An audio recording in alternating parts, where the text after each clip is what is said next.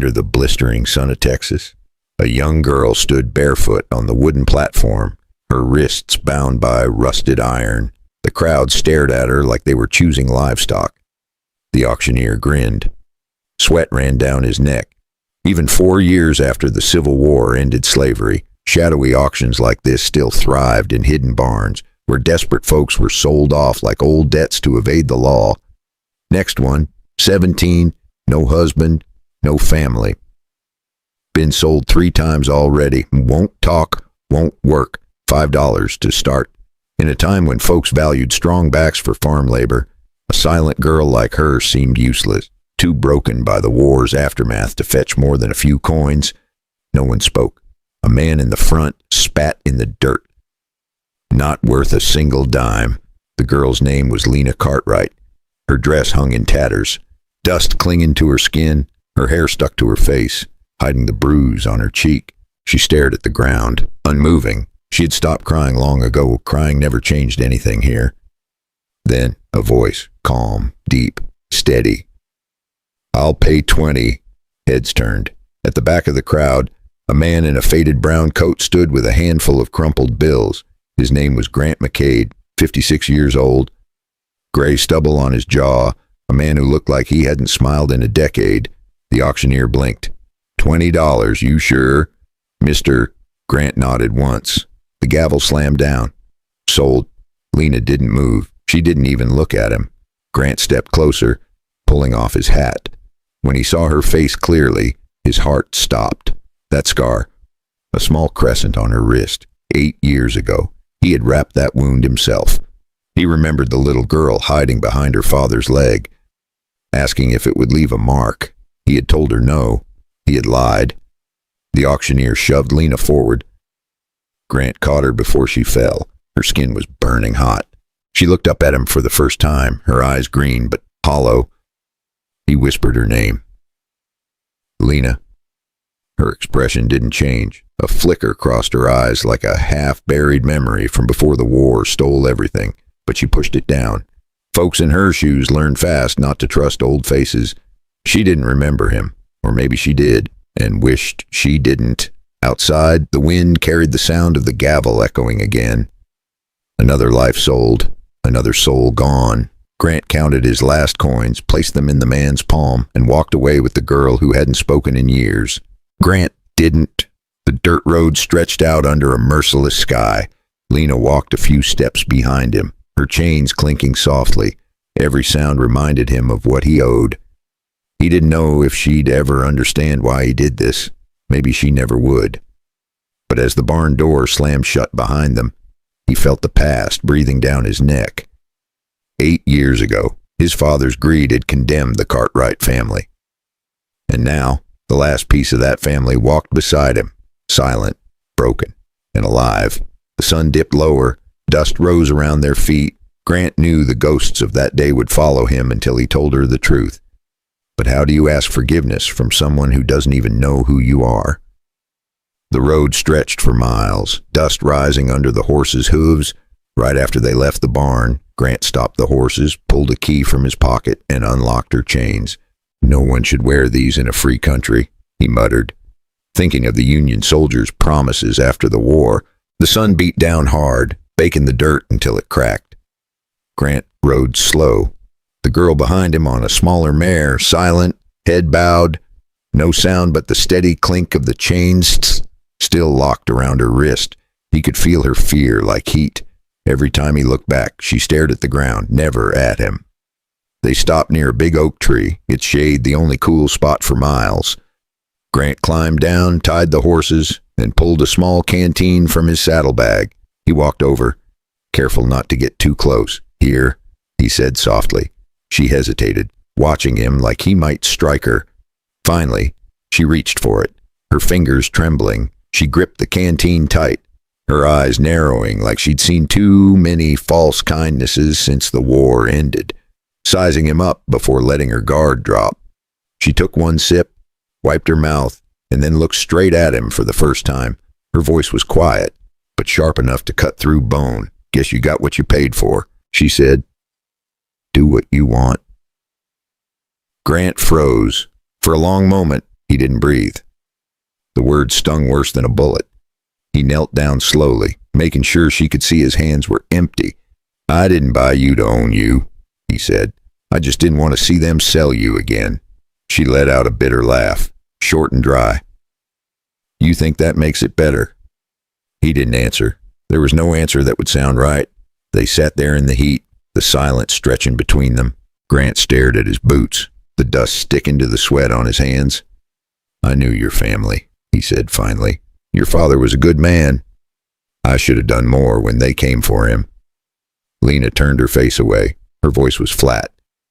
"Everybody says that after it's too late." The wind picked up. Shaking the branches above them, she stood, still holding the canteen, and started walking back to her horse. Grant didn't stop her. He just watched, knowing he'd earned every ounce of her anger. Grant put his hat back on and followed. The sound of hooves echoed over the hills, steady and hollow, like a heartbeat trying to remember its rhythm. He wondered how many miles it would take before she stopped seeing him as the enemy, or if she ever would. And somewhere in that silence, one thought kept burning. What would she do when she learned the truth? By the time they reached the ranch, the sun was sliding behind the hills. The land stretched quiet and empty, a place where even the wind seemed tired. Grant untied the horses, handed Lena a crust of bread, and showed her the small cabin. "Inside," he said simply. She hesitated, eyes darting to the single bed and the cold stove. Then she stepped in, slow, careful, like a stray dog testing the floor. For a few days, the ranch stayed silent. Lena worked without a word, feeding the horses, hauling water, scrubbing the floor until her hands cracked. Grant fixed fences, mended the roof, and tried not to watch her too closely. They lived like two ghosts sharing the same ground. But out here, silence never lasted long. On the third day, 3 riders came up the road. Grant saw the dust first, then the glint of a badge catching sunlight. Sheriff Dalton, the man who had once called himself protector of justice, the same man who led soldiers to burn the Cartwright farm to ash. Dalton dismounted, slow, smirking. "Well, if it ain't Grant McCade." His eyes slid past Grant and landed on the girl standing behind the fence. He squinted at the scar on her wrist, the one from that fateful night 8 years back. And his smirk faded for a split second. Old secrets from the war days didn't stay buried easy in these parts. "Now that's a face I thought I'd never see again." Lena froze. Her knuckles whitened around the wooden rail. Grant stepped between them. "You've had your look," he said quietly. Dalton laughed. "You buying lost girls now, Grant? Or is she here to keep you warm at night?" Grant didn't flinch, but the air changed, the kind of silence that came right before a gunshot. "I paid for her freedom," Grant said, his voice low and steady. "Not her body." Dalton took a slow step forward, his hand resting on the gun at his hip. "Well, that's mighty noble of you. But you see, I remember that name, Cartwright. Her daddy was a traitor. Remember, it was the same old lie he'd spun to justify the raid, calling honest farmers traitors to the Union cause, just to grab their land and the chaos after Appomattox." Lena's breath hitched. She gripped the rail harder, her mind flashing back to the flames that night, wanting to spit the truth at him, but knowing silence had kept her alive this long in a world still healing from the war. Grant's jaw tightened. "She's under my protection," he said. Dalton chuckled, then reached into his pocket and pulled out a single bullet. He placed it on the fence post between them. "A reminder. Grant," he said softly, "some ghosts don't stay buried." When they finally rode off, the dust they left behind felt heavier than before. Lena picked up the bullet and turned it in her hand. "Who was that?" she asked quietly. Grant didn't answer. Not yet. He just looked out toward the fading sun. The memory of fire and screams still burned into his mind, because he knew this wasn't over, and when Dalton came back, blood would follow. "If you've stayed with me this far, pour yourself a cup of tea, sit back, and breathe with the story. Tell me, what time is it where you are, and where are you listening from? And if you want to know what happens when the truth finally comes out, hit that subscribe button so you don't miss the next chapter." That night, the wind blew harder than usual, the kind that carried the smell of rain and old memories. Grant sat by the small fire in the cabin, the light dancing on the rough wood walls. Lena sat across from him, silent as ever, her face half hidden in shadow. Neither had spoken since Dalton's visit, but silence has a way of forcing truth out. After a while, Lena reached into her pocket and placed something on the table. A small silver pocket watch, old and worn, the initials R.A. faintly carved on its back. She pushed it toward him. "Recognize it?" she asked quietly. Grant's hand froze in midair. He did recognize it. Robert Cartwright. Her father? "I found it in a bag left behind after the raid," she said. "I kept it 8 years, hiding it. Every time they sold me to a new house, I made sure no one ever touched it. It was the last thing Pa gave me before the soldiers came." Whispering, "Keep this safe, Lena," a reminder of the family the war tore apart like so many across the South. She looked up at him, her eyes sharp but wet. "You knew him, didn't you?" Grant swallowed hard. His voice came out rough. "I did." Lena leaned forward. "Then tell me the truth. What really happened that night?" Grant stared at the flames for a long time.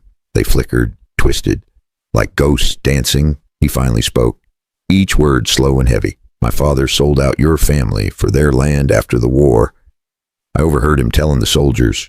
I rode to warn your pa, but it was too late. Everything was burning. I was a coward. I lived, and they didn't." Lena said nothing. She reached for the watch and closed her hand around it, her knuckles white. Her fingers shook, like she wanted to hurl it into the fire and forget, but the memories held on tight, echoes of a pre-war life when families like hers dreamed of a better America. "You think telling me this makes it better?" she asked. "No," he said softly. "It doesn't, but you deserve to know who you're standing next to." For a long time, they just sat there, the fire hissing between them. Outside, thunder rolled over the hills, like the earth remembering what they tried to forget. Lena finally spoke again, voice almost a whisper. "If your father did all that, why are you the one carrying the guilt?" Grant looked up, his eyes tired but steady. "'Cause I was there. 'Cause I did nothing. And because I'm still breathing when they're not." The fire cracked once more. Lena looked at him, and for the first time since they met, her anger seemed to falter. Not gone, just cracked, like something inside her was trying to understand. But before she could speak again, a sound broke through the storm outside, the sound of hooves, fast, close. Grant reached for his gun because sometimes the past doesn't knock twice. The sound of hooves faded into the distance, leaving only the crackle of the dying fire. Grant stood by the door, gun still in hand, eyes locked on the rain pouring outside. Lena sat near the hearth, the silver watch still clutched tight. Neither spoke, but the silence was different now, not cold, not angry, and just heavy with everything that had been said. When morning came, the storm was gone, the sky was washed clean, soft light spilling over the ranch. Grant went out to fix the broken fence, his hands steady, his back aching from years of work and regret. He didn't hear Lena at first, not until she spoke behind him. "You're doing it wrong." Her tone was dry, almost teasing. He turned. She was holding the hammer, her hair messy, her dress still damp from the rain. Without another word, she came over and started helping him. They worked side by side for hours, no talking, just the sound of wood and wind. And somehow, in that quiet rhythm, something began to change. Not love, not yet, but something that felt close to peace. After that confession night, Grant started carving simple wooden boards, figuring Lena deserved a spot to honor her kin like the memorials popping up across the states for war's lost souls. Later that evening, Grant built 2 small wooden crosses near the fence line. He carved the names by hand, one for Robert Cartwright and one simply marked family. When Lena saw it, her eyes filled with tears she had held for 8 long years. She knelt beside the graves, tracing the letters with her fingertips. Then she stood, walked up to him, and placed the watch back into his hand. "I think it's time you keep it," she said softly. He shook his head. "No, it belongs to them." She smiled. Small and tired, but real. "Then let it stay here." That night, she didn't sleep in the corner by the door. She sat by the window instead, watching the stars, and Grant, sitting across the room, finally felt like he could breathe again. Days turned into weeks. Lena stayed. She mended clothes, planted seeds, and handed him a plank when he stumbled in the mud one day. Small acts building trust, like families rebuilding after the war, little by little. The ghost that haunted that ranch began to fade. Maybe forgiveness doesn't come in a single moment. Maybe it grows, the way grass pushes through burned soil, quiet and slow. And maybe that's what healing really is. If you've ever carried a guilt too heavy to name, what would it take for you to forgive yourself? And if someone hurt you, could you ever let them try to make it right? Take a deep breath, pour yourself a cup of tea, and think about that. If this story touched something in you, tap the like button, leave a comment, and subscribe so you don't miss what happens next. Because sometimes, even in the wildest places, people still find their way home.